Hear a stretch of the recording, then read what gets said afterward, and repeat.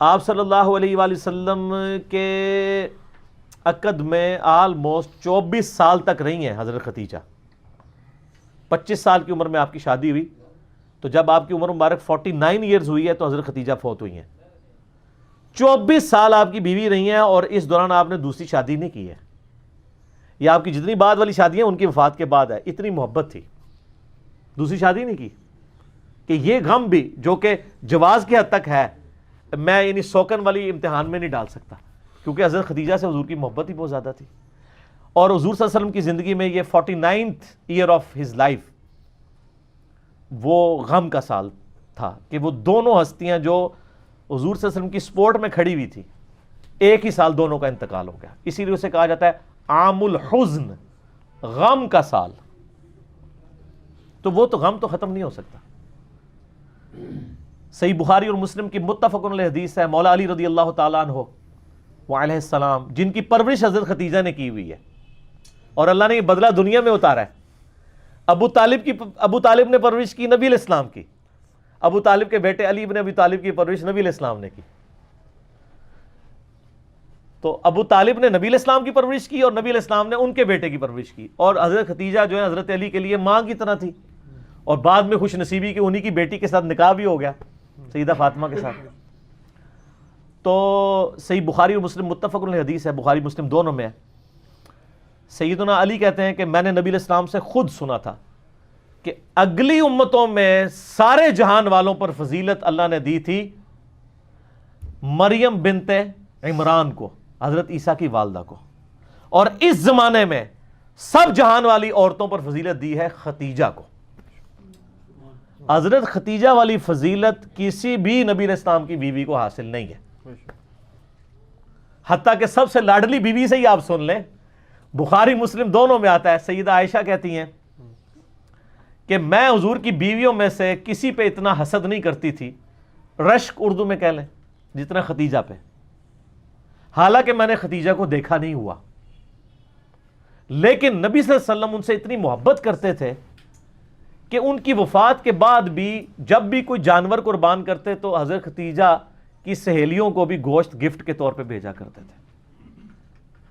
بعد میں حسن سلوک حضرت ختیجہ کی سہیلیوں کے ساتھ. اور میں کہتی تھی یا رسول اللہ آپ ختیجہ کے ساتھ اتنا کرتے ہیں گویا ختیجہ جیسی کوئی عورت ہی نہیں ہے.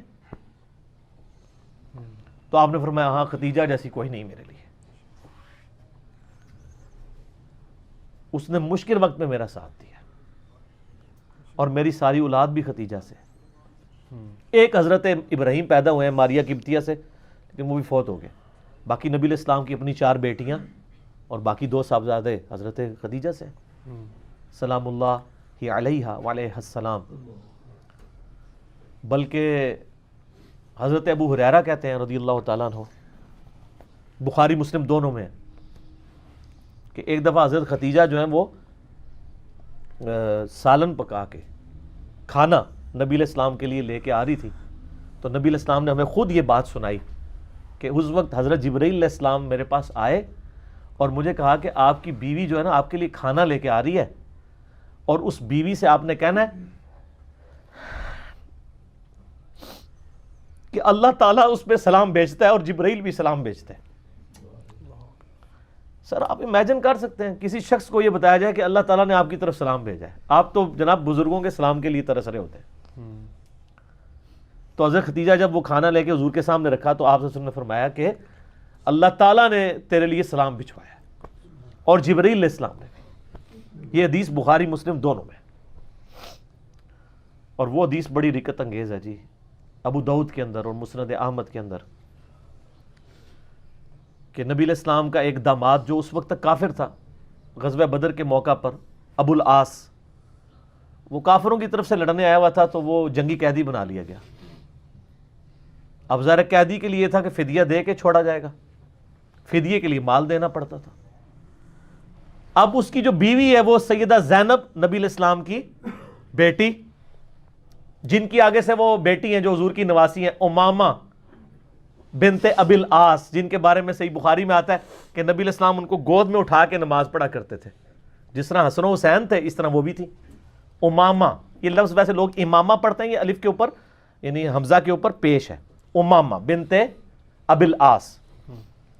تو سیدہ زینب نے اپنے گلے کا ہار، یہ صحیح سند کے ساتھ ہے، ابو داؤد میں، مسند احمد میں، اپنے خاوند کی رہائی کے لیے فدیے کے طور پہ حضور کو بھجوایا، کیونکہ ان کو پتا تھا کہ نبی علیہ السلام تو کوئی سفارش قبول نہیں کریں گے، انصاف تو سب کے لیے.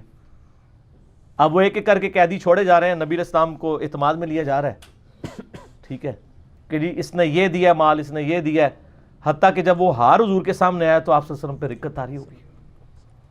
رکت کے الفاظ ہیں، رونا شروع کر دیا آپ نے، کیونکہ وہ ہار حضرت ختیجہ کا ہار تھا جو انہوں نے شادی کے موقع پہ اپنی بیٹی زینب کو گفٹ کیا ہوا تھا.